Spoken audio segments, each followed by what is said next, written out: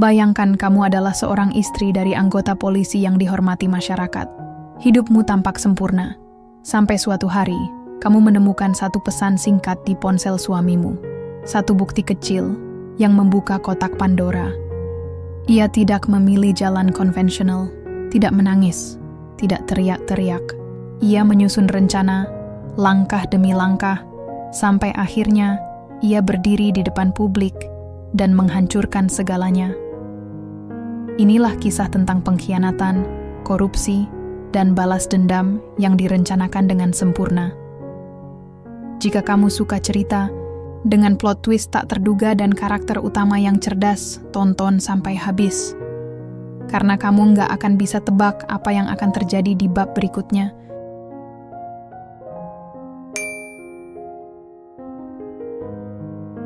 Aku masih ingat hari itu. Aditya pulang lebih awal dari biasanya. Pukul 5 sore, dia sudah masuk ke garasi dengan mobil dinasnya yang selalu bersih dan wangi. Dia keluar sambil tersenyum lebar seperti biasa, senyum polisi teladan yang selalu jadi andalan di acara televisi atau foto untuk media sosial. Sayang, aku bawain nasi uduk sama ayam goreng dari warung langganan kita, katanya sambil mengangkat kantong plastik putih dari belakang mobil. Aku cuma nyengir tipis. Biasa aja. Udah biasa juga dengerin dia ngomong kayak gitu. Kadang-kadang suaranya berubah kalau lagi ngobrol sama orang lain. Lebih tegas, lebih serius. Tapi kalau sama aku, dia pasti pakai nada manis. Mungkin biar kelihatan harmonis, biar tetap terlihat sebagai pasangan yang sempurna. Kami makan malam berdua. Seperti biasa, TV menyala pelan di latar belakang, menayangkan berita tentang seorang anggota polisi yang ditahan karena korupsi. Aditya mendengus pelan. Masih ada aja oknum yang rusak, katanya. Noda buat institusi. Aku cuma mengangguk. Tidak protes, tidak setuju. Hidupku selama ini memang banyak diam. Bukan karena takut, tapi karena aku tahu cara kerja dunia. Dunia ini bukan tempat yang adil, tapi bisa dikendalikan kalau kamu tahu caranya. Aditya bekerja di bagian research. Di mata publik, dia salah satu polisi yang paling dihormati. Dari luar, hidup kami terlihat sempurna. Rumah besar, mobil mewah, liburan tiap tahun, dan lingkaran pertemanan elit. Ia sering diundang ke acara seminar kepolisian, jadi narasumber di radio, bahkan beberapa kali jadi model iklan kampanye anti korupsi. Tapi akhir-akhir ini, sesuatu mulai terasa aneh. Dia jarang pulang tepat waktu. Padahal dulu, meskipun lembur, dia selalu bilang duluan. Sekarang kadang baru balas chat jam 10 malam. Maaf sayang, ada rapat dadakan. Dan Maya, sahabatku sendiri, entah kenapa akhir-akhir ini sering banget datang ke rumah. Katanya sih cuma mau nemenin aku. Kasihan kamu sendirian, di rumah terus, katanya suatu hari. Padahal dulu, sebelum Aditya naik pangkat, Maya cuma muncul kalau ada undangan pernikahan atau arisan. Sekarang, hampir seminggu sekali. Sering ketemu Aditya juga. Dan mereka punya cara tersenyum yang mirip. Senyum yang cuma mereka berdua yang tahu artinya. Pagi itu, aku bangun lebih awal. Aditya udah pergi. Ada note di meja makan. Dinas luar, kota. Pulang malam. Jaga diri baik-baik. Aku baca sambil minum kopi. Kopi tubruk kesukaannya. Aku seduh sendiri. Entah kenapa, rasanya beda. Mungkin karena pikiran lagi kemana-mana, Maya nelpon jam 8 pagi. Hai Rin, kapan kita jalan-jalan lagi? Aku rindu. Suaranya ceria. Terlalu ceria. Aku jawab singkat. Lagi males ngobrol panjang. Setelah mandi, aku cuci piring. Lihat HP Aditya tertinggal di atas meja ruang tamu. Baterai tinggal 15%. Harusnya dia udah nelpon minta tolong colokin. Tapi belum ada panggilan. Aneh. Biasanya kalau HP mati, dia langsung nelpon via kantor atau teman. Aku ambil HP itu. Layar masih menyala. Notifikasi WhatsApp dari nomor tak dikenal. Kamu yakin gak apa-apa ninggalin HP? Nanti istri kamu lihat? Lalu Aditya jawab, tenang, dia lagi mandi. Lagian dia gak suka main HP orang. Percaya deh. Aku langsung duduk. Jantungku berdebar keras. HP itu langsung kupegang erat-erat. Siapa yang nelpon? Siapa? Aku buka WhatsApp. Chat itu udah hilang, sudah dihapus. Tapi notifikasinya masih tersisa. Aku coba cek riwayat panggilan. Nomor asing, tidak tersimpan. Aku coba lihat aplikasi lain. Instagram masih terbuka di akunnya. Ada DM dari akun wanita dengan foto profil kosong. Isinya cuma emoji api dan kata siap. Aku tutup HP itu. Tarik napas dalam-dalam. Terasa dingin di dada. Bukan marah, bukan sedih. Lebih ke kaget. Tapi bukan kaget yang bikin hancur. Kaget karena ternyata semua benar. Semua yang aku curigai selama ini bukan perasaan paranoid. Ini nyata. Aku coba tenangkan diri. Mandi lagi, ganti baju, pergi ke salon. Sepanjang perjalanan aku mikir, kalau aku teriak-teriak, nangis-nangis, marah-marah, buat apa? Apa yang akan berubah? Dia bakal bohong. Maya juga. Aku akan jadi korban yang disalahin. Mungkin kamu salah paham, kata mereka. Jangan fitnah orang. Begitu kata orang-orang yang percaya pada penampilan luar. Aku tidak ingin jadi korban. Aku ingin menjadi algojo. Saat pulang dari salon, Maya nelpon lagi. Rin, kamu di mana? Aku di depan rumah loh, boleh masuk? Aku buka pintu. Maya masuk sambil membawa 2 cup bubble tea. Buat kamu, katanya sambil memberiku 1. Aku pesen yang kamu suka. Boba double. Aku senyum tipis. Thanks, May. Kami duduk di ruang tamu. Maya mulai ngomongin pekerjaannya. Bisnis online-nya lagi ramai. Dia bilang Aditya pernah bantu promosi di grup WA polisi. Keren banget sih suami kamu. Baik, suportif, dan peduli banget sama orang lain. Aku dengerin sambil minum teh. Kepalaku jernih. Aku tidak merasa sakit hati. Aku hanya melihatnya sebagai permainan, dan aku harus jadi pemain yang lebih cerdas. Kamu dan Adit sering ketemu ya? Tanyaku santai. Maya agak kaget. Iya. Kadang ketemu di event-event. Kamu kan tahu, dia sering jadi pembicara. Aku angguk-angguk. Iya, seru juga pasti ngobrol sama dia. Dia tuh suka cerita soal pekerjaan. Aku sering nggak ngerti teknisnya, tapi seru aja dengerin dia ngomong. Maya tertawa kecil. Iya, dia emang pandai bicara. Suka bikin suasana jadi hidup. Aku diam sejenak, lalu berkata, pelan. Aku harap kamu selalu jadi sahabat yang baik buat aku, May. Aku percaya kamu. Maya menatapku. Matanya sedikit gelisah.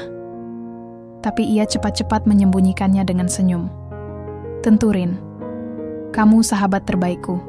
Aku balas senyumnya. Dalam hati aku sudah membuat keputusan. Ini baru permulaan. Sejak hari itu aku mulai bergerak. Diam-diam. Aku hubungi pengacara keluarga. Cari info tentang hak-hak istri dalam kasus perselingkuhan. Aku juga mulai pelajari aliran uang milik Aditya. Selama ini, aku memang tidak terlalu ikut campur urusan finansial. Aku percaya dia. Tapi sekarang, aku sadar bahwa kepercayaan tanpa kontrol itu adalah celah besar. Aku mulai mencatat segala hal. Setiap rekening, properti, tabungan, bahkan kartu kredit. Aku tahu aku butuh waktu. Tapi aku sabar. Balas dendam itu bukan ledakan. Ini adalah proses yang direncanakan. Seperti membuat kue. Butuh bahan yang tepat, waktu yang pas, dan panas yang cukup untuk mengubahnya jadi sesuatu yang sempurna. Dan aku tidak ingin sekadar menghancurkan mereka. Aku ingin mereka merasakan bagaimana rasanya kehilangan segalanya. Harta, reputasi, kebebasan. Aku ingin mereka melihatku bukan sebagai istri yang diselingkuhi, tapi sebagai wanita yang akhirnya mengambil kendali atas hidupnya sendiri. Beberapa minggu berlalu. Aku mulai bertindak. Aku blokir beberapa rekening pribadi Aditya. Aku laporkan ke bank bahwa ada indikasi penyalahgunaan data. Aku juga mulai kontak tim investigasi internal kepolisian. Mereka sudah lama mencium aroma korupsi di sekitar Aditya. Tapi bukti belum cukup. Sampai aku muncul, aku janji akan membantu mereka. Dengan syarat satu hal, aku ingin semua aset hasil korupsi itu dikembalikan padaku. Aku tidak ingin uang itu lenyap begitu saja.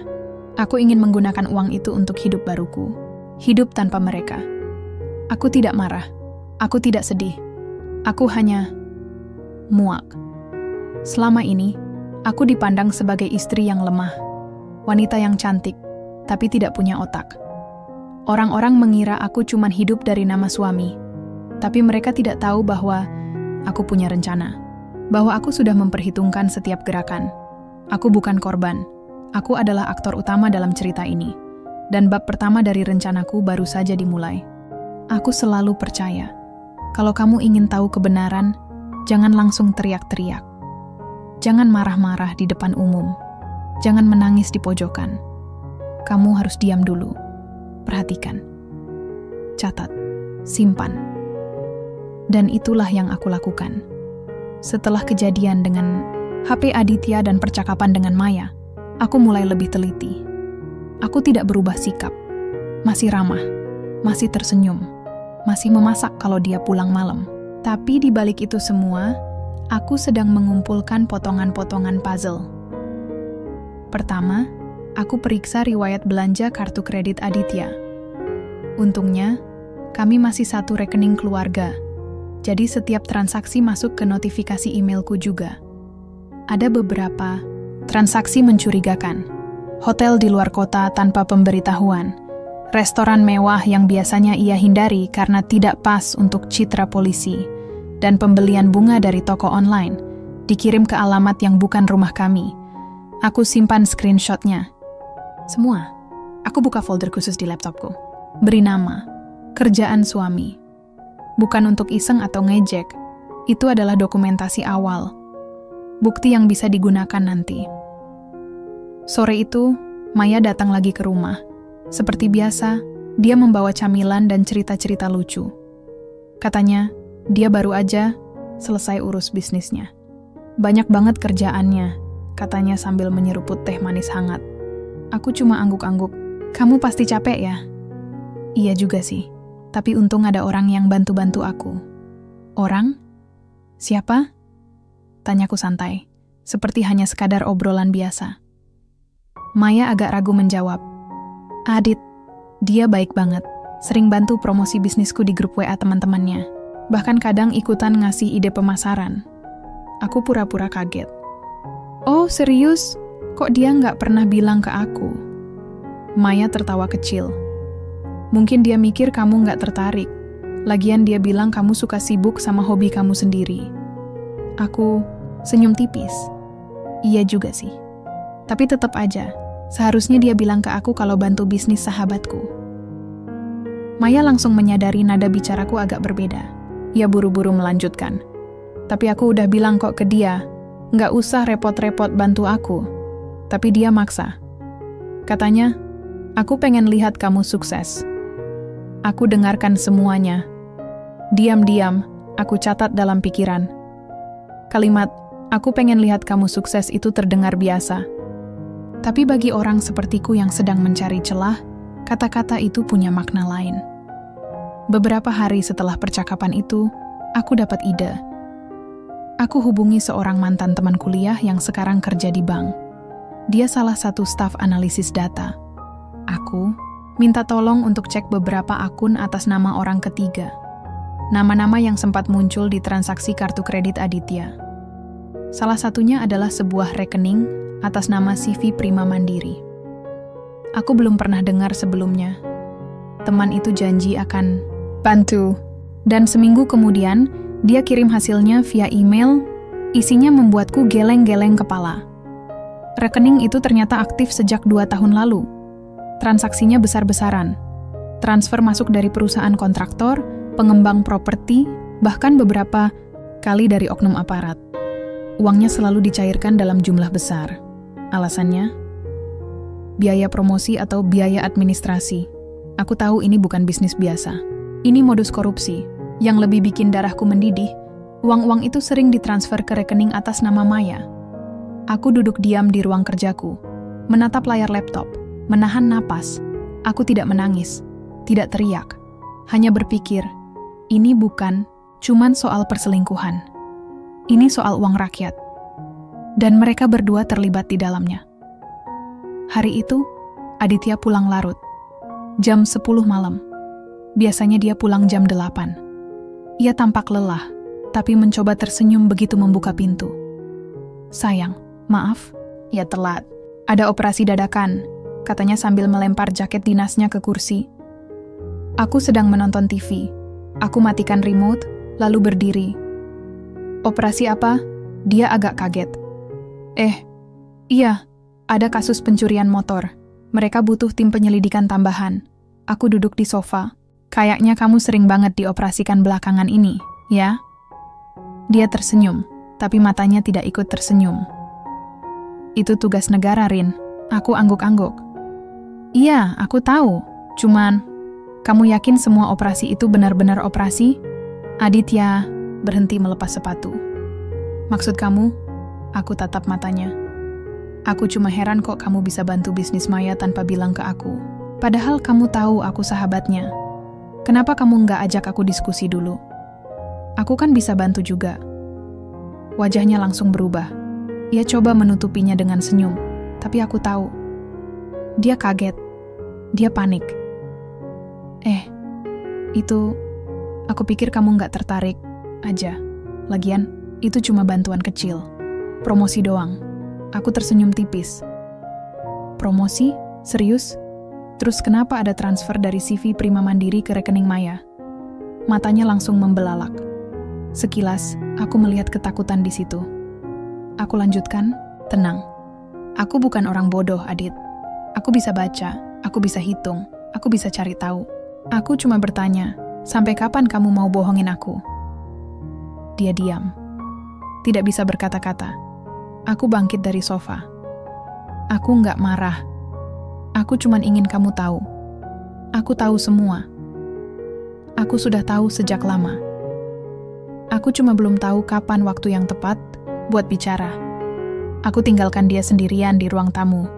Malam itu, aku tidak tidur. Aku buka laptop lagi. Mulai menghubungi orang-orang yang bisa bantu.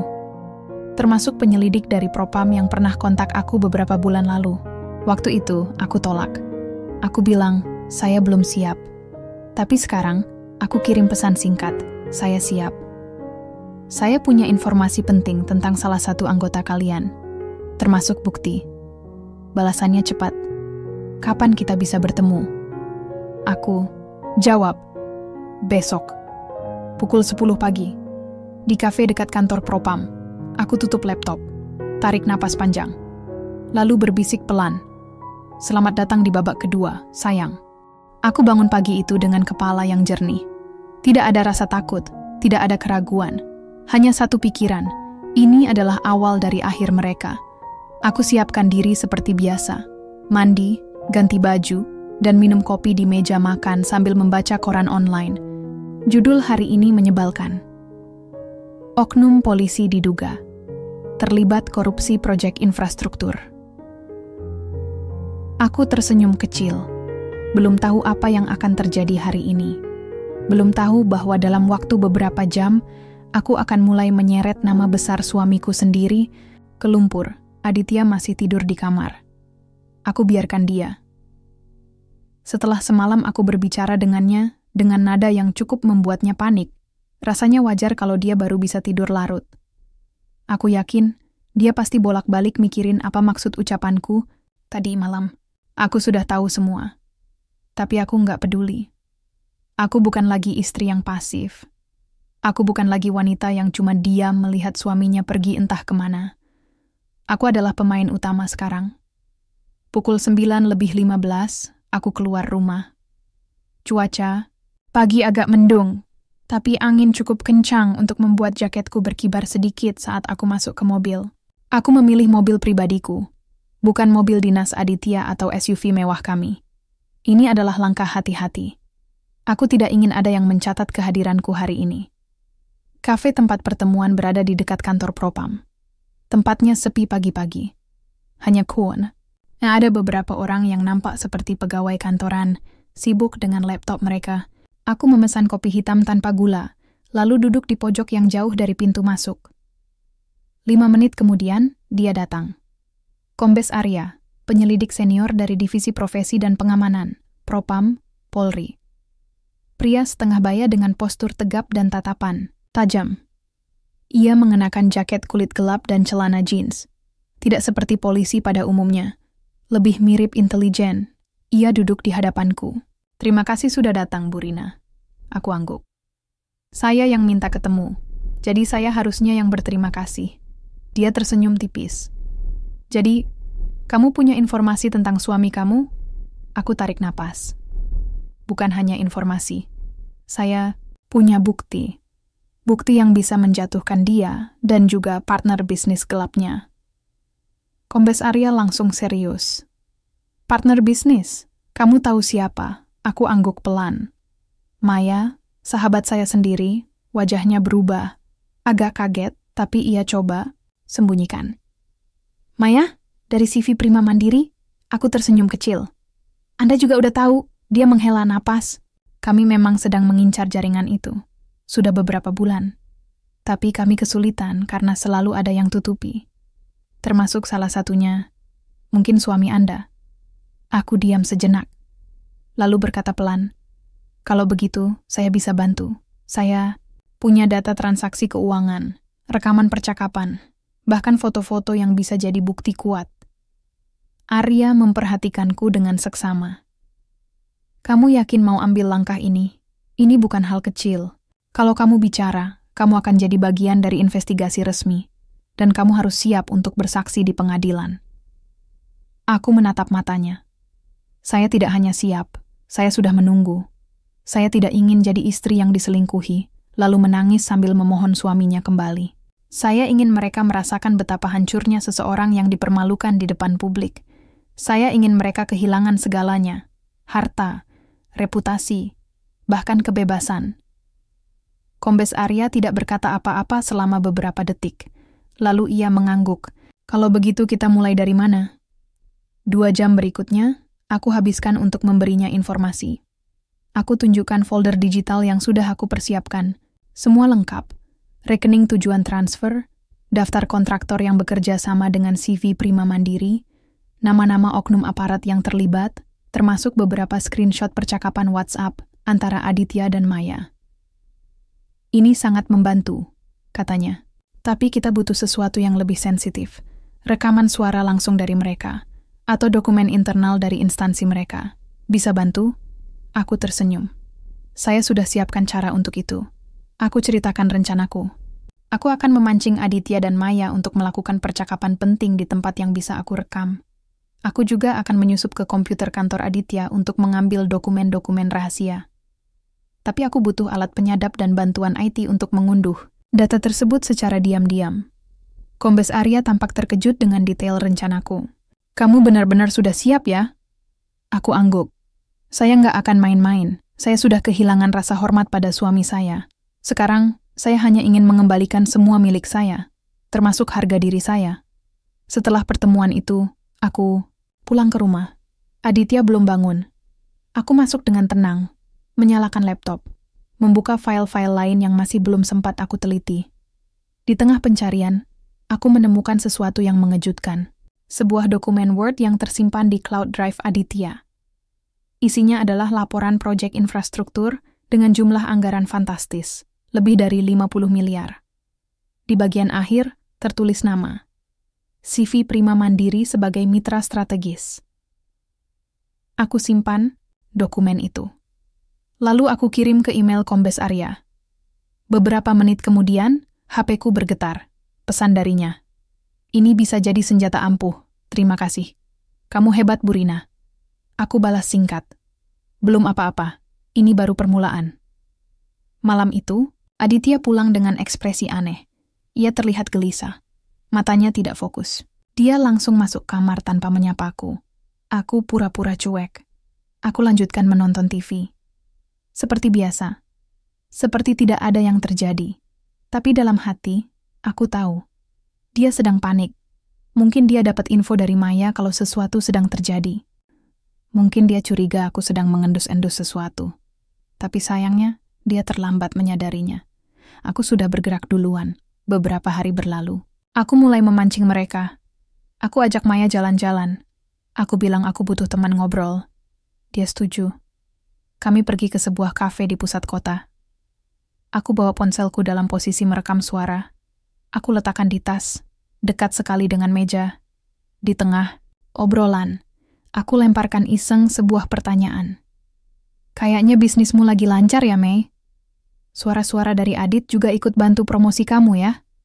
Maya langsung agak kaget. Iya. Dia baik banget. Aku tersenyum. Kamu tahu nggak sih, kalau dia bilang aku pengen lihat kamu sukses ke aku? Maya terdiam, lalu tertawa kecil. Dia emang suka kayak gitu, baik banget. Aku diam sejenak, lalu berkata pelan. Aku harap kamu nggak menyembunyikan sesuatu dariku, Mei. Aku nggak suka kalau sahabatku berbohong ke aku. Maya langsung tegang. Kenapa kamu bilang begitu? Aku tetap tersenyum. Cuman penasaran aja. Kadang-kadang, ada orang yang menggunakan kedekatan untuk kepentingan pribadi. Kamu nggak seperti itu, kan? Maya menggeleng cepat. Nggak, Rin. Aku nggak pernah macem-macem sama kamu. Aku angguk-angguk. Semoga saja, aku sayang kamu. Jangan sampai kita berantem gegara orang ketiga. Maya tidak menjawab. Wajahnya berubah. Aku tahu, dia sedang mencari-cari kata untuk mengalihkan topik. Dan aku tahu, rekaman ini akan menjadi salah satu bukti yang paling berharga. Sejak hari itu, aku mulai merasa seperti seorang sutradara. Aku atur semua adegan. Aku kendalikan setiap gerakan. Aku tidak marah. Aku tidak dendam. Aku hanya bermain dengan benar. Inilah babak ketiga dari rencanaku. Dan aku belum selesai. Aku tidak pernah membayangkan akan jadi seperti ini. Tapi hidup memang suka mengejutkan. Kadang, kamu harus kehilangan rasa percaya untuk mendapatkan kembali kendali atas hidupmu. Setelah beberapa minggu mengumpulkan bukti, aku mulai beralih ke tahap selanjutnya, menemukan dan mengamankan aset Aditya yang tersembunyi. Aku tahu dia pasti punya lebih dari yang tercatat di rekening keluarga. Orang sepertinya, polisi dengan citra tinggi, tidak mungkin hanya bergantung pada gaji bulanan untuk hidup mewah seperti ini. Jadi, aku mulai menyelidiki. Aku manfaatkan kontak lama ibuku, seorang mantan notaris yang sekarang pensiun. Dia orang yang tahu banyak soal dokumen hukum dan kepemilikan aset. Aku janjian dengannya di sebuah restoran kecil dekat rumahnya. Kami ngobrol santai sambil makan siang. Kamu sedang ada masalah dengan suami? Tanyanya setelah aku jelaskan maksud kedatanganku. Aku angguk pelan. Saya curiga dia punya aset-aset di luar nama saya. Saya ingin tahu caranya melacak itu. Dia diam sejenak, lalu berkata, kalau kamu punya bukti bahwa dia punya aset tapi disembunyikan, kamu bisa ajukan permohonan ke pengadilan. Tapi kalau belum ada bukti kuat, kamu harus cari sendiri dulu. Bisa lewat catatan pajak, sertifikat tanah, atau daftar properti yang terdaftar di Badan Pertanahan Nasional, BPN. Aku bertanya lagi. Kalau dalam bentuk rekening bank? Dia menjawab. Itu lebih sulit. Kecuali kamu punya alasan kuat dan surat izin dari pihak berwenang, bank tidak akan memberikan informasi semacam itu begitu saja. Aku menghela napas. Ini akan menjadi langkah yang lebih rumit dari yang aku bayangkan. Tapi aku tidak mundur. Malam itu, aku coba akses laptop Aditya. Biasanya ia simpan di ruang kerja. Ia jarang mengunci layarnya. Password utama juga cukup mudah ditebak. Tanggal lahir kami ditambah huruf A. Aku tahu itu karena dulu ia pernah bilang, aku nggak mau lupa password, jadi aku pakai tanggal penting. Sayangnya untuk dia, itu malah membuatku lebih mudah masuk. Aku cari folder bernama dokumen pribadi dan arsip. Di dalamnya, aku menemukan beberapa file PDF tentang pembelian properti. Salah satunya adalah sebuah apartemen di Jakarta Selatan atas nama PT Cakra Perkasa. Alamatnya lengkap. Harganya sekitar 35 miliar. Aku buka file lain. Ada kontrak kerjasama antara PT tersebut dan sebuah developer besar. Isinya menyebutkan bahwa Aditya adalah salah satu pemegang saham mayoritas. Aku tersenyum kecil. Jadi selama ini kamu main aman ya Pak Polisi? Aku langsung salin semua file itu. Simpan di cloud drive milikku. Lalu tutup laptop seperti biasa. Besok, paginya, aku hubungi pengacara keluarga. Namanya Dinda Putri, wanita muda yang cerdas dan tidak mudah terintimidasi.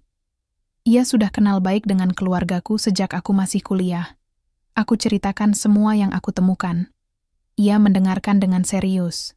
Setelah selesai, ia berkata, "Ini bisa jadi awal dari proses hukum pencabutan hak kekayaan bersama. Kalau kamu bisa buktikan bahwa aset itu dibeli saat kalian masih menikah, maka secara hukum itu adalah bagian dari harta Gonogini. Kamu punya hak atas itu." Aku angguk. "Berarti kita bisa blokir?" "Iya. Tapi kamu harus hati-hati. Kalau kamu langsung blokir semua, dia akan sadar dan mulai mengamankan aset-aset lainnya. Lebih baik kita lakukan secara bertahap. Satu-satu. Biarkan dia merasa aman dulu." Aku senyum tipis. "Saya suka cara berpikir kamu." Beberapa hari kemudian aku mulai bertindak. Aku datangi kantor BPN cabang Kota Bekasi. Menggunakan identitas palsu, bermodalkan kartu nama kosong dan penampilan yang agak profesional, aku pura-pura sebagai staf dari kantor akuntansi yang sedang melakukan audit internal untuk sebuah proyek properti. Aku tunjukkan foto sertifikat apartemen yang aku ambil dari laptop Aditya. Petugas BPN tidak curiga. Mereka pikir aku benar-benar staf dari perusahaan tertentu. Setelah beberapa pertanyaan formal, mereka mengonfirmasi bahwa apartemen itu memang terdaftar atas nama PT Cakra Perkasa. "Siapa pemilik sebenarnya?" tanyaku. Petugas itu menjawab, "Nama direktur utama adalah Aditya Pratama. Itu yang tercantum di dokumen resmi." Aku puas. Aku pulang dengan informasi tambahan.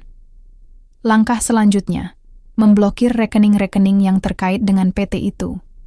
Aku pergi ke bank tempat Aditya punya rekening bisnis. Lagi-lagi, aku gunakan trik yang sama. Pura-pura sebagai staf administrasi perusahaan yang sedang mengurus laporan pajak. Aku minta print out transaksi beberapa bulan terakhir. Bank tidak curiga. Aku dapat data lengkap. Aku langsung kontak tim Propam. Kombes Arya balas cepat. Aku kirimkan data itu ke emailnya. Balasannya singkat. "Ini bisa jadi bukti kuat. Terima kasih. Langkahmu sangat cerdas." Aku jawab, "Belum selesai. Ini baru babak 4. Aku masih punya banyak hal yang belum kamu lihat." Sejak saat itu, aku mulai mempercepat langkahku.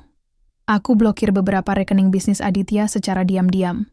Aku laporkan ke bank bahwa ada indikasi penyalahgunaan data dan pencucian uang. Bank mulai menyelidiki. Prosesnya memang tidak instan, tapi cukup membuat Aditya mulai gelagapan. Aku perhatikan perilakunya berubah. Ia mulai sering nelpon orang tak dikenal. Sering ketemu Maya di tempat yang tidak biasa. Bahkan sekali waktu, aku lihat mereka berdua di sebuah toko emas. Aku tidak langsung bereaksi. Aku biarkan mereka bergerak. Semakin panik mereka, semakin besar kemungkinan mereka membuat kesalahan. Dan kesalahan itulah yang akan aku gunakan untuk menjatuhkan mereka. Pada suatu malam, Aditya pulang dengan wajah murung. Ia tidak menyapaku. Langsung masuk kamar. Aku dengarkan suara HP-nya dari luar pintu. Ia sedang nelpon seseorang. "Maya, ini nggak bisa terus kayak gini. Rekeningku udah diblokir 2. Bank nanya-nanya soal transaksi lama." Lalu suara Maya menjawab, "Kamu yakin ini bukan cuman investigasi biasa? Jangan-jangan Rina?" Aditya tertawa sinis. "Rina? Ngapain dia? Dia bahkan nggak pernah ikut urus uang. Nggak mungkin dia tahu semua ini." Maya diam sejenak, lalu berkata pelan, "Aku nggak yakin, Adit. Aku merasa dia sedang mengincar sesuatu." Aku tersenyum dari luar kamar. Benar, aku sedang mengincar segalanya. Aku kembali ke laptopku, mengetik pesan ke Kombes Arya. Mereka mulai panik. Saya yakin mereka akan membuat langkah besar dalam waktu dekat. Saya butuh alat penyadap suara dan tim IT yang bisa masuk ke server kantor mereka. Balasannya cepat. Saya atur. Besok jam 9 pagi, kita ketemu di tempat yang sama. Bawa semua info terbaru yang kamu punya. Aku tutup laptop. Tarik napas panjang. Aku tahu aku sedang bermain. Di zona berbahaya. Tapi aku tidak takut. Karena kali ini aku bukan korban lagi. Aku adalah pemain utama. Aku tidak pernah berpikir akan sampai di titik ini. Tapi sekarang, Aku sudah terlalu dalam untuk mundur. Setelah seminggu penuh penyelidikan diam-diam dan kerjasama dengan tim Propam, langkah selanjutnya adalah penyadapan langsung. Aku butuh bukti konkret dari percakapan mereka, Aditya dan Maya, yang bisa menyeret mereka ke pengadilan. Tanpa itu, semua dokumen dan data finansial mungkin hanya akan dianggap sebagai kebetulan atau salah tafsir. Kombes Arya akhirnya memberiku alat penyadap suara yang kecil, seukuran koin. Ia juga mengirimkan 1 orang teknisi dari tim IT internal kepolisian untuk membantuku menyusup ke server kantor Aditya. Ini risiko tinggi, katanya saat kami bertemu di kafe tempat pertama kali kami bicara. Kalau kamu ketahuan, kamu bisa dituduh spionase atau pelanggaran privasi. Aku tersenyum tipis. Saya siap. Besok paginya, aku datang ke kantor Aditya. Ia bekerja di bagian reserse kriminal. Jadi kantornya cukup besar, dengan banyak ruangan administratif dan server. Untuk masuk ke sana, aku pura-pura sebagai staf dari vendor IT yang baru saja ditunjuk untuk maintenance sistem keamanan jaringan. Aku pakai seragam biru gelap dengan logo perusahaan fiktif. Alat penyadap disimpan rapi di sakuku. HP-ku sudah direkam, otomatis setiap kali ada percakapan penting. Aku harus memastikan semua data bisa tersimpan dengan aman. Aku dibantu oleh seorang petugas kebersihan yang ternyata teman lama Kombes Arya. Dia menemani aku keliling kantor sambil menunjukkan beberapa titik rawan kebocoran data. Aku bisa bantu kamu akses server mereka, bisiknya saat kami melewati ruang server. Tapi cuma punya waktu 5 menit. Setelah itu, sistem akan mendeteksi aktivitas asing. Aku angguk. Cepat dan bersih, itu yang saya butuhkan. 5 menit kemudian, ia berhasil menyalin beberapa file penting. Laporan transaksi internal, daftar rekening koran milik PT Cakra, Perkasa, dan beberapa email antara Aditya dan seorang pejabat dari Dinas Pekerjaan Umum yang diduga terlibat dalam proyek korupsi. Aku simpan semua itu di flash disk rahasia, lalu kembali ke mobil tanpa dicurigai. Malam harinya aku hubungi Maya. Mei, kamu sibuk? Aku lagi butuh teman ngobrol. Kamu bisa ke rumah? Ia agak ragu. Iya, bentar ya. Aku masih di luar. Aku pura-pura sedih. Kamu nggak mau ketemu? Aku lagi ya. Kayaknya belakangan kamu lebih sering sama Adit daripada sama aku. Maya buru-buru menjawab. Bukan begitu, Rin. Aku cuman lagi sibuk banget sama bisnis. Aku tarik napas panjang. Aku cuma merasa kamu mulai jauh dari aku. Padahal, kita sahabat. Ia diam sejenak. Lalu berkata pelan, aku ke rumahmu sekarang. Tunggu ya. Aku senyum tipis. Perfect. 2 jam kemudian, Maya sampai di rumah. Ia tampak tegang. Matanya tidak fokus. Ia membawa sekotak donat sebagai hadiah. Buat kamu, katanya sambil menyerahkan kotak itu. Aku ambil dan letakkan di atas meja. Thanks. Mau teh hangat? Iya, boleh. Aku pergi ke dapur. Sementara itu, aku aktifkan alat penyadap di dalam tas yang aku letakkan dekat sofa. Suara akan terekam secara otomatis selama percakapan berlangsung. Kami duduk berhadapan. Aku mulai dengan obrolan ringan. Tentang cuaca, tentang bisnisnya, tentang liburan yang belum sempat kami lakukan bersama. Lalu aku lemparkan umpan. Kamu dan Adit kayaknya makin dekat ya? Maya langsung kaget. Kenapa kamu bilang begitu? Aku tersenyum kecil. Aku bukan orang bodoh, Mei. Aku lihat cara dia ngomong sama kamu. Cara kamu balas chat dia. Bahkan kata-kata yang dia ucapin pas dia bantu promosi bisnismu. Kayaknya lebih personal. Maya menunduk. Dia cuma baik, Rin. Aku nggak nyari apa-apa. Dari dia. Aku diam sejenak. Lalu berkata pelan. Aku udah tahu soal CV Prima Mandiri, soal transfer dari kontraktor, dan soal nama Adit di dokumen kepemilikan apartemen di Jakarta Selatan. Maya langsung menegakkan badannya. Kamu, dari mana kamu tahu semua ini? Aku tatap matanya. Aku bukan istri yang biasa nangis-nangis kalau suami selingkuh. Aku bukan wanita yang cuman bisa pasrah. Aku cari tahu. Aku kumpulkan bukti. Aku blokir rekening. Aku laporkan ke bank. Aku bahkan udah ngobrol sama penyelidik dari Propam. Wajah Maya langsung pucat.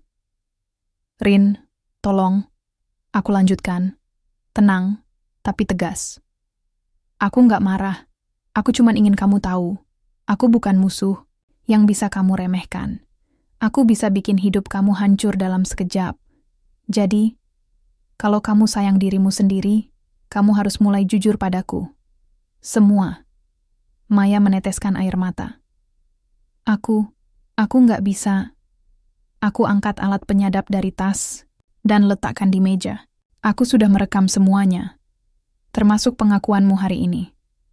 Ini bisa jadi senjata ampuh, atau justru menjadi awal dari hancurnya kamu. Maya menatapku dengan mata penuh ketakutan. Aku tersenyum tipis. Jadi kamu mau cerita apa adanya? Atau biarkan aku yang mengakhiri semuanya.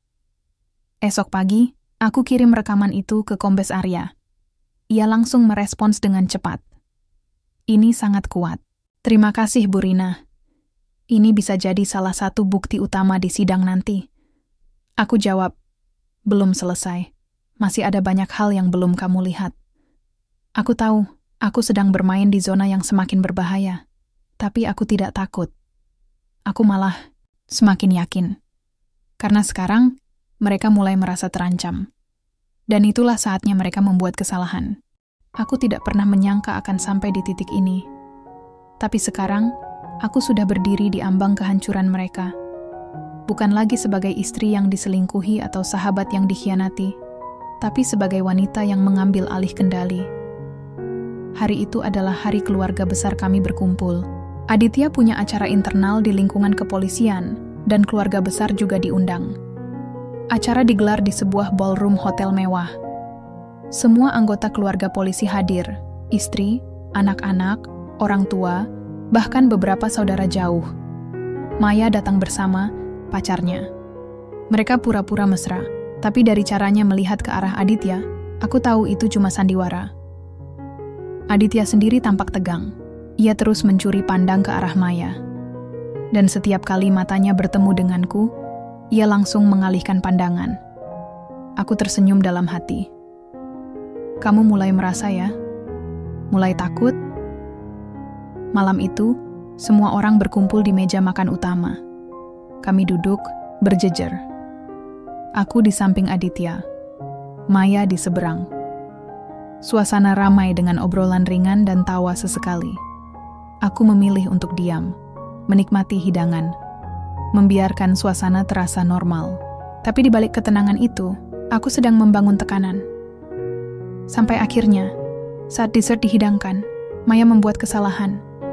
Ia menyentuh tangan Aditya. Cepat, hanya sebentar. Tapi cukup bagiku untuk melihatnya. Aku langsung tersenyum kecil. Lalu berkata pelan, Maya, kamu sayang sama Aditya? Semua orang di meja langsung diam. Suara sendok dan garpu berhenti bergerak. Maya kaget. Wajahnya langsung memerah. Maksud kamu? Aku tatap matanya. Aku lihat tadi, kamu pegang tangannya. Lagian, bukan cuma sekali ya. Aku sering lihat kalian berdua saling lempar senyum, saling panggil dengan nada suara yang lebih rendah. Aditya langsung membantah. Rin, kamu salah paham. Aku potong ucapannya dengan suara tenang. Aku nggak marah kok, aku cuman heran. Kenapa kamu bisa percaya dia, tapi nggak percaya sama aku? Wajah Maya mulai panik. Rin, ini bukan seperti yang kamu pikir. Aku tertawa kecil. Oh, pasti seperti yang aku pikir. Aku bukan orang bodoh, Mei. Aku udah blokir rekening bisnismu. Aku udah laporkan semuanya ke Propam. Bahkan rekaman percakapan kalian aja udah ada di tangan penyelidik. Di sekeliling kami, semua orang mulai gelisah. Beberapa tamu mulai berbisik-bisik.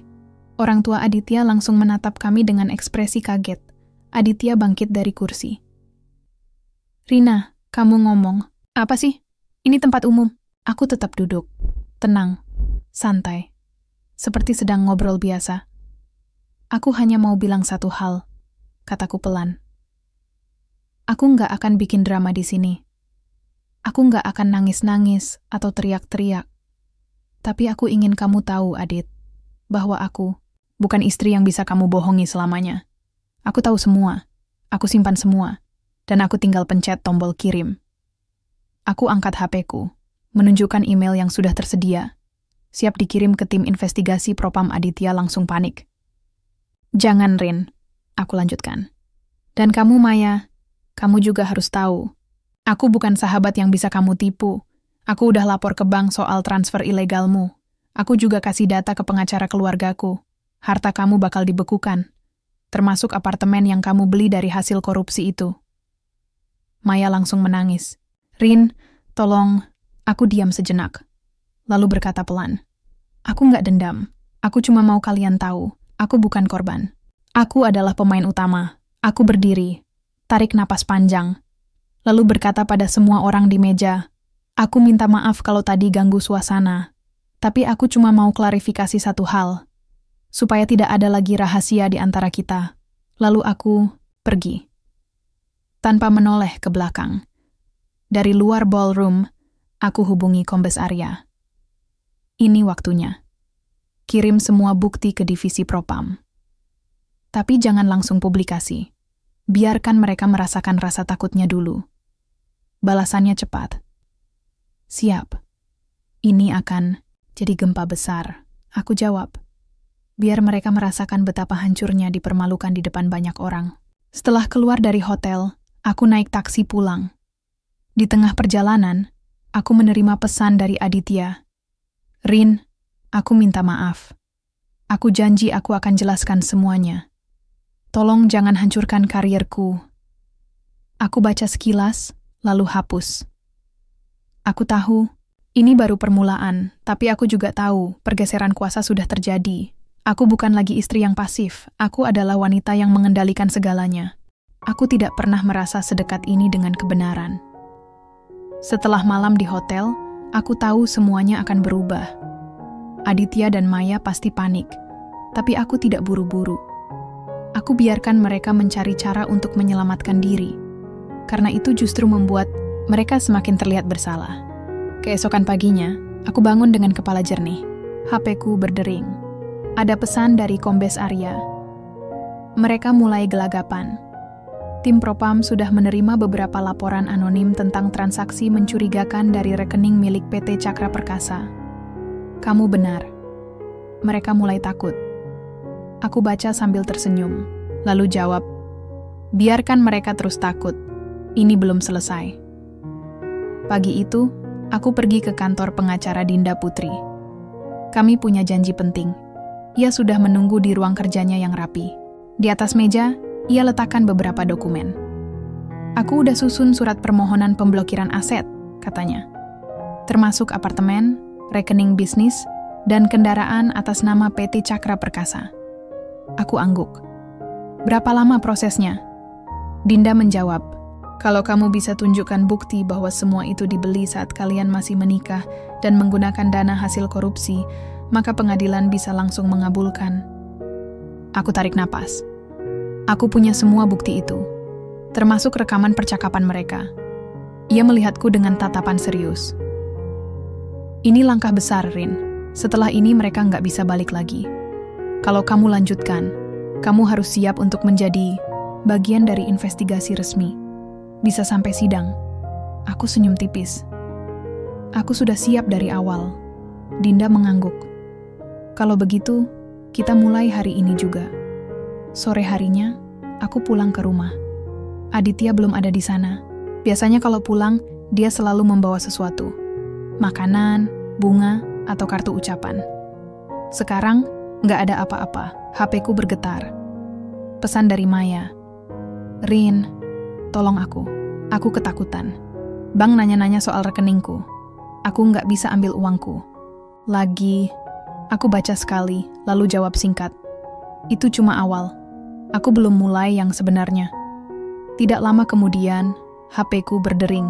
Maya nelpon. Aku angkat. Rin, aku mohon, aku nggak tahu apa-apa. Aku cuma ikutin perintah Adit. Aku diam sejenak, lalu berkata pelan. Lalu kenapa kamu terima uang dari proyek korupsi? Kenapa kamu terlibat di CV Prima Mandiri? Kamu pikir aku nggak tahu? Maya menangis. Aku dipaksa. Dia bilang itu cuma proyek promosi. Aku baru sadar belakangan kalau itu ilegal. Aku tersenyum sinis. Kamu kira aku percaya? Rin, aku minta maaf. Aku sungguh-sungguh menyesal. Aku diam lagi. Lalu berkata, kalau kamu benar-benar menyesal, cerita semua yang kamu tahu, termasuk hubungan Aditya dengan pejabat korup lainnya. Dan kalau kamu lakukan itu, mungkin aku pertimbangkan untuk bantu kamu. Maya langsung setuju. Aku akan bicara. Aku akan kasih semua informasi. Aku nggak mau hancur. Aku tutup telepon, tarik napas panjang. Jadi begini rasanya jadi pemain utama. Beberapa jam kemudian, Aditya pulang. Wajahnya murung. Matanya sembab. Sepertinya dia baru saja menangis, atau paling tidak, sangat stres. Ia duduk di sofa. Aku duduk di seberangnya. Rin, tolong aku, katanya dengan suara parau. Aku nggak mau karierku hancur gara-gara ini. Aku menatapnya. Kenapa kamu pikir aku peduli sama kariermu? Aditya menunduk. Aku tahu aku salah. Aku minta maaf. Aku potong. Kamu minta maaf karena takut dicopot dari jabatanmu, bukan karena kamu sakiti perasaanku. Jangan pura-pura baik. Ia diam. Aku lanjutkan. Aku nggak marah karena kamu selingkuh. Aku marah karena kamu kira aku bodoh. Kira-kira aku nggak akan tahu. Kira-kira aku cuma bisa pasrah. Tapi ternyata, aku lebih pintar dari kamu. Aditya menghela napas. Apa yang kamu mau? Aku tersenyum kecil. Aku ingin kamu merasakan betapa hancurnya dipermalukan. Dipermalukan di depan publik. Di depan orang-orang yang selama ini memujamu. Di depan keluarga kita. Di depan negara. Wajahnya langsung pucat. Kamu mau ungkap semua ini secara umum? Aku angguk. Ya, aku sudah bikin rencana. Dan kamu nggak bisa menghentikannya. Aditya menatapku dengan mata penuh penyesalan. Rin, aku benar-benar minta maaf. Aku bangkit dari kursi. Maaf tidak cukup. Maaf tidak bisa mengembalikan waktu yang kamu buang. Maaf tidak bisa membersihkan noda yang kamu tinggalkan. Maaf hanya bisa disampaikan oleh orang yang benar-benar tulus. Dan aku nggak yakin kamu seperti itu. Aku pergi ke kamar, menutup pintu, biarkan dia sendirian, biarkan dia merasakan kesepian yang aku alami selama ini. Hari berikutnya, aku datangi kantor Propam. Kombes Arya sudah menunggu. Ia memberiku sebuah tablet. Ini adalah daftar nama oknum aparat yang terlibat dalam jaringan korupsi yang kamu temukan. Termasuk nama 2 pejabat tinggi dari Dinas Pekerjaan Umum dan 1 anggota DPRD. Aku menatap layar. Jadi selama ini, Aditya bukan cuma bekerja sendiri. Kombes Arya mengangguk. Dia cuma ujung tombak. Tapi kamu berhasil mengungkap jaringan besar ini. Ini akan jadi kasus besar. Aku bertanya, kapan bisa diumumkan ke publik? Ia menjawab, kalau kamu setuju, kami akan mulai penyelidikan intensif minggu depan. Pengungkapan resmi akan dilakukan secara bertahap. Tapi kamu harus bersedia menjadi saksi kunci. Aku menatap matanya. Aku siap. Malam itu, aku duduk di balkon rumah. Melihat lampu-lampu kota yang berkilauan. Aku ingat masa lalu. Masa-masa ketika aku masih percaya pada cinta, pada persahabatan, pada kepercayaan. Semua itu telah hilang, tapi yang tersisa adalah kekuatan. Aku bukan lagi istri yang diselingkuhi. Aku bukan lagi sahabat yang dikhianati. Aku adalah wanita yang berdiri di atas puing-puing kebohongan dan siap mengubah semuanya menjadi kemenangan. Dan besok adalah hari puncak dari semuanya. Aku tidak pernah membayangkan akan sampai di titik ini. Tapi sekarang, aku berdiri di atas panggung yang paling penting. Sebuah acara kenegaraan besar yang disiarkan langsung oleh media nasional. Ini adalah Hari Bhayangkara ke-78.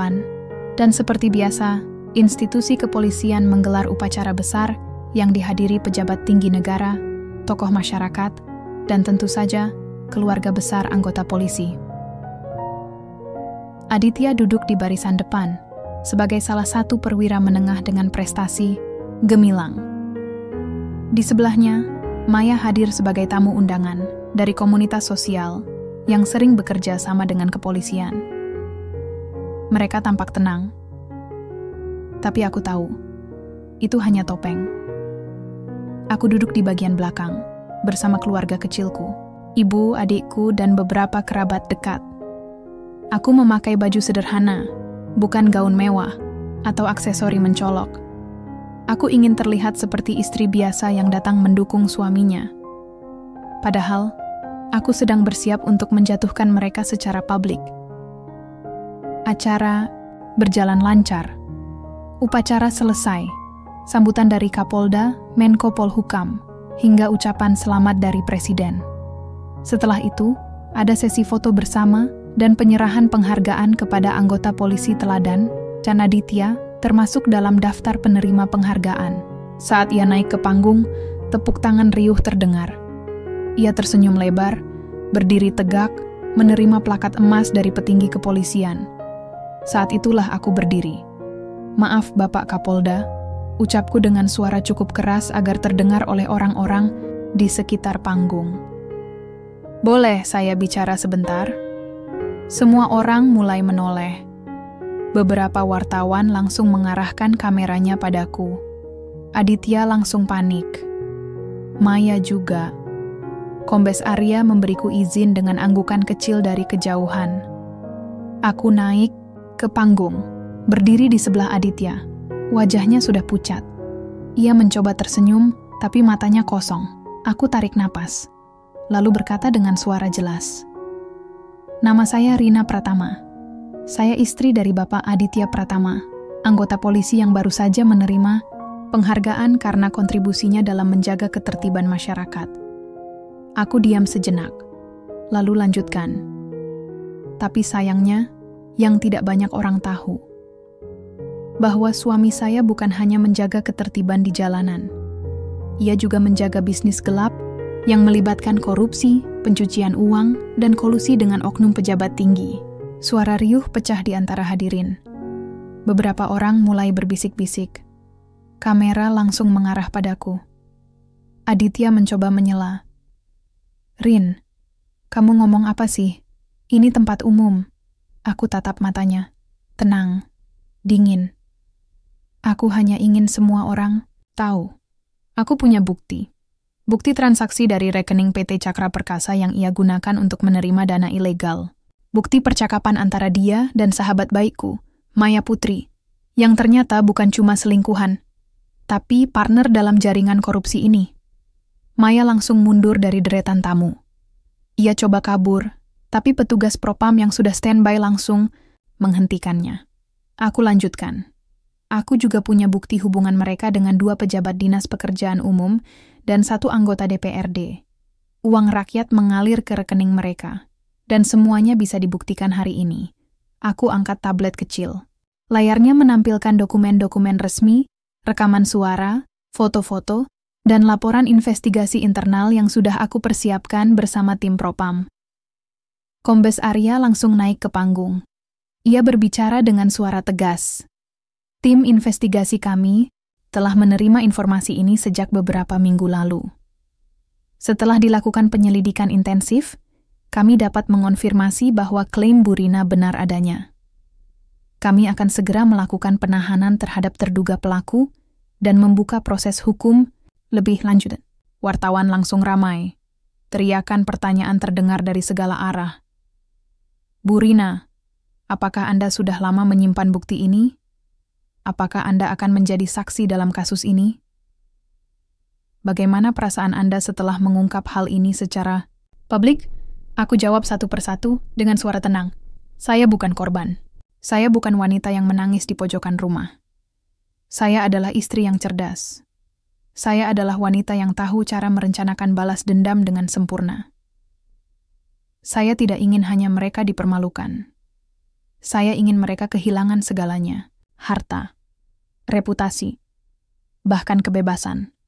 Dan ya, saya akan bersaksi. Karena saya tidak akan biarkan lagi orang lain berbohong pada saya tanpa akibat. Pada akhirnya, Aditya dan Maya ditahan di tempat. Tim Propam langsung membawa mereka ke markas untuk pemeriksaan lebih lanjut. Nama besar Aditya runtuh dalam hitungan jam. Foto-foto lamanya sebagai polisi teladan langsung diganti dengan judul-judul berita yang menyebutnya sebagai oknum polisi, terlibat korupsi. Maya juga tidak luput. Nama bisnis online-nya langsung dihapus dari media sosial. Akunnya diblokir. Semua kemitraan bisnisnya diputus. Ia bahkan tidak sempat membela diri. Sementara itu, aku tetap tenang. Aku pulang ke rumah dengan kepala tegak. HP-ku berdering. Pesan dari Kombes Arya. "Kamu hebat, Bu Rina. Kamu berhasil. Sekarang, giliran hukum yang bekerja." Aku jawab, "Aku tahu, dan aku siap mengawal semuanya sampai tuntas." Malam itu, aku duduk sendirian di balkon, melihat lampu-lampu kota. Aku ingat masa lalu. Masa-masa ketika aku masih percaya pada cinta, pada kesetiaan, pada janji seorang suami. Tapi sekarang, aku tahu satu hal. Aku tidak perlu percaya lagi pada siapapun. Karena aku sudah membuktikan bahwa aku bisa mengendalikan hidupku sendiri. Hari itu, aku bangun dengan mata yang tidak lagi berat. Tidurku nyenyak untuk pertama kalinya dalam berbulan-bulan. Tidak ada rasa takut, tidak ada beban. Semua karena semalam, Aditya dan Maya resmi ditahan oleh tim investigasi Propam Berita. Tentang mereka langsung menyebar cepat. Judul-judul besar di media online. Polisi teladan. Terlibat korupsi, istri bongkar. Semua di hari Bhayangkara. Sahabat sendiri. Jadi partner korupsi, ini fakta mengejutkan dari Rina Pratama. Aku duduk di meja makan sambil minum kopi pagi. HP-ku terus bergetar. Ada banyak pesan masuk dari keluarga, teman lama, bahkan beberapa pengacara yang menawarkan bantuan tambahan. Tapi yang paling penting adalah satu pesan dari Kombes Arya. "Proses hukum sudah dimulai. Kami akan panggil kamu sebagai saksi utama minggu depan. Kamu siap?" Aku jawab singkat. Selalu. Beberapa hari setelah penahanan, aku dipanggil ke markas Propam untuk memberikan kesaksian lengkap. Aku membawa semua bukti yang sudah aku kumpulkan sejak awal. Dokumen keuangan, rekaman percakapan, foto-foto, dan catatan transaksi ilegal antara Aditya, Maya, dan jaringan korupsi mereka. Tim penyelidik sangat serius mendengarkan. Beberapa kali, mereka mengajukan pertanyaan detail. Aku jawab semua dengan tenang dan tegas. Tidak ragu, tidak menangis. Aku bukan korban yang sedang mencari belas kasihan. Aku adalah wanita yang datang dengan fakta. Setelah selesai, salah satu anggota tim bertanya, "Bu Rina, kenapa Anda tidak langsung melapor sejak awal? Kenapa harus menunggu?" Aku tersenyum tipis. Karena saya ingin mereka merasakan betapa mudahnya mereka mempermainkan orang lain. Saya ingin mereka merasa aman, sampai akhirnya mereka jatuh. Mereka diam sejenak. Lalu salah satu dari mereka berkata, "Anda benar-benar luar biasa." Ini bisa jadi salah satu kasus terbesar dalam sejarah internal kami. Aku angguk. Saya harap begitu. Dan saya akan tetap bersama proses ini sampai selesai. Beberapa minggu berlalu. Proses hukum berjalan intensif. Aditya dan Maya menjalani pemeriksaan berkali-kali. Selain itu, 2 pejabat dinas pekerjaan umum dan 1 anggota DPRD juga ikut terseret. Aku menjadi saksi kunci di sidang perdana. Saat itu aku naik ke kursi saksi dengan kepala tegak. Aku ulangi semua fakta yang sudah aku sampaikan sebelumnya. Rekaman suara diputar. Dokumen ditampilkan di layar besar. Wajah Aditya dan Maya tampak murung. Maya bahkan menangis sesekali. Tapi, aku tidak merasa kasihan. Aku hanya melihat mereka seperti orang-orang yang akhirnya menyadari bahwa mereka kalah. Pada saat yang sama, proses pemulihan aset mulai berjalan. Pengacara keluargaku, Dinda Putri, berhasil memblokir seluruh rekening bisnis Aditya yang terbukti hasil korupsi. Bahkan apartemen di Jakarta Selatan atas nama PT Cakra Perkasa pun dikembalikan ke namaku. Seorang petugas dari BPN menghubungi Ibu Rina Pratama. Kami informasikan bahwa proses pengalihan hak atas properti tersebut telah selesai. Apartemen itu kini sah atas nama Ibu. Aku tersenyum. Terima kasih. Itu memang milik saya sejak awal. Dengan modal dari aset yang berhasil aku ambil kembali, Aku mulai merancang bisnisku sendiri. Aku tidak ingin hidup dari uang yang didapat dari korupsi. Aku ingin membangun sesuatu yang baru, dari nol. Aku membuka usaha coworking space untuk perempuan mandiri. Tempat kerja fleksibel dengan fasilitas pelatihan bisnis, mentoring karier, dan akses jaringan profesional. Awalnya hanya 1 cabang di Bekasi. Tapi dalam waktu 6 bulan, sudah ada 3 cabang di Jabodetabek. Media mulai menulis tentangku. Sebuah majalah nasional bahkan menjadikan aku sampul edisi khusus dengan judul Rina Pratama. Dari istri diselingkuhi menjadi pebisnis. Sukses. Di sebuah wawancara, reporter bertanya, "Bagaimana perasaan ibu sekarang setelah semua ini?" Aku jawab dengan tenang. Saya tidak lagi merasa lemah. Saya tidak lagi merasa bodoh. Saya adalah wanita yang berani mengambil kendali atas hidupnya sendiri. Saya tidak memilih jalur konvensional. Saya membuat rencana. Saya eksekusi. Dan saya berhasil. Reporter itu menatapku dengan tatapan hormat. Apakah ibu punya pesan untuk wanita-wanita lain yang sedang mengalami hal serupa? Aku senyum tipis. Jangan biarkan dirimu diremehkan. Jangan biarkan dirimu disakiti tanpa balasan.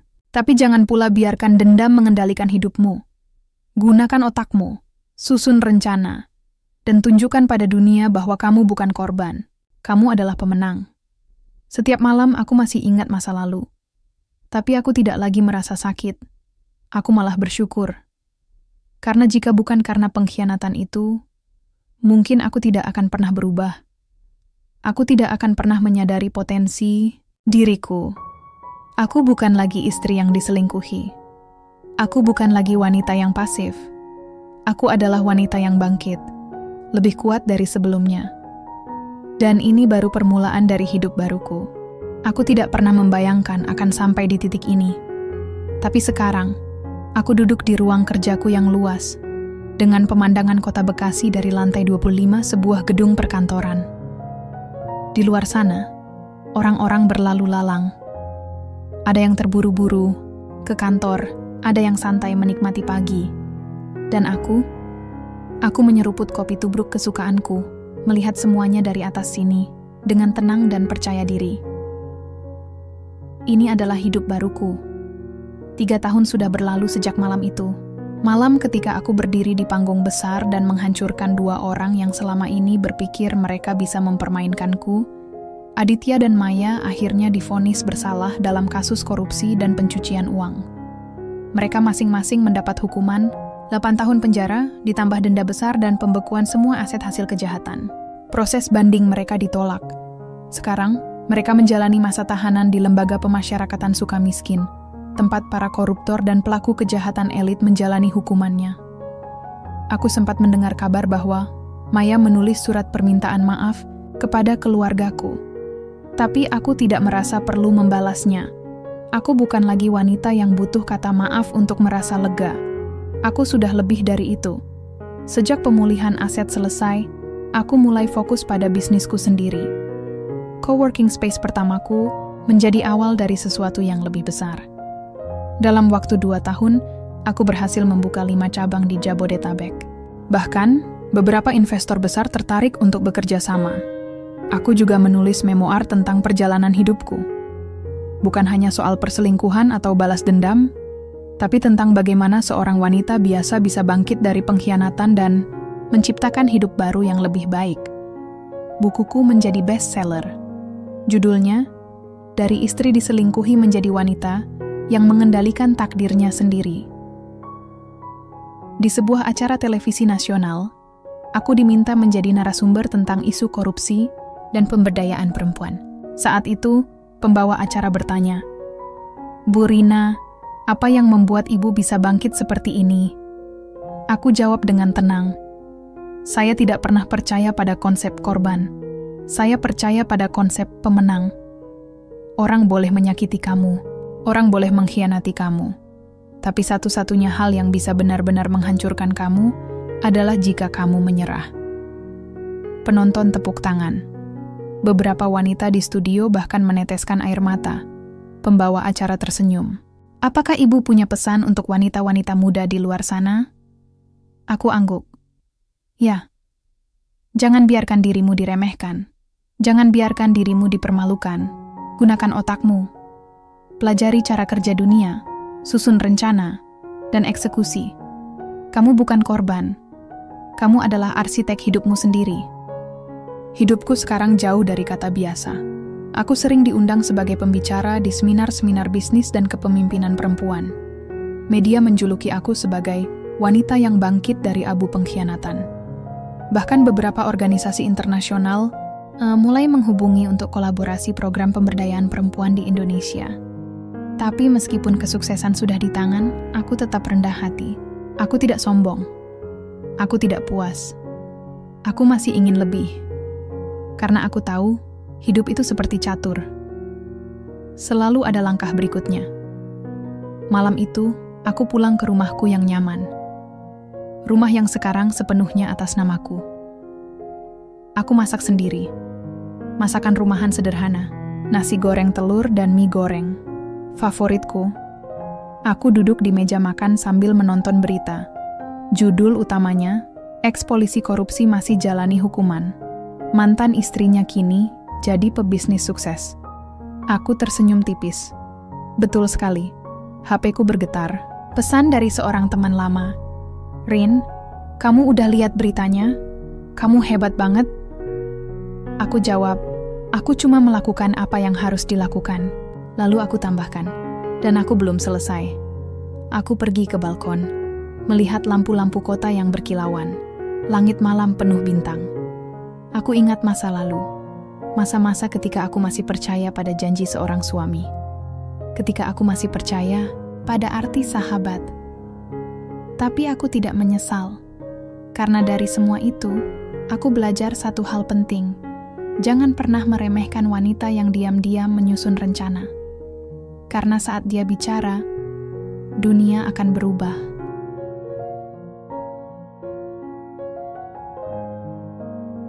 Dan inilah akhir dari kisah Rina, seorang istri yang diselingkuhi, tapi tidak memilih jalan konvensional untuk membalas dendam. Ia bukan hanya mengungkap perselingkuhan, tapi juga membongkar jaringan korupsi yang melibatkan orang-orang terdekatnya. Dengan kecerdasan dan kesabaran, ia berhasil merebut kembali hidupnya, dan bahkan menciptakan masa depan yang lebih baik. Jika kamu suka cerita ini, jangan lupa like, komen, dan subscribe ke channel ini ya, karena masih banyak cerita inspiratif, penuh intrik, dan emosi yang akan saya bawakan untuk kamu. Sampai jumpa di video berikutnya. Jangan lupa, tetap di sini, karena cerita selanjutnya mungkin adalah favoritmu.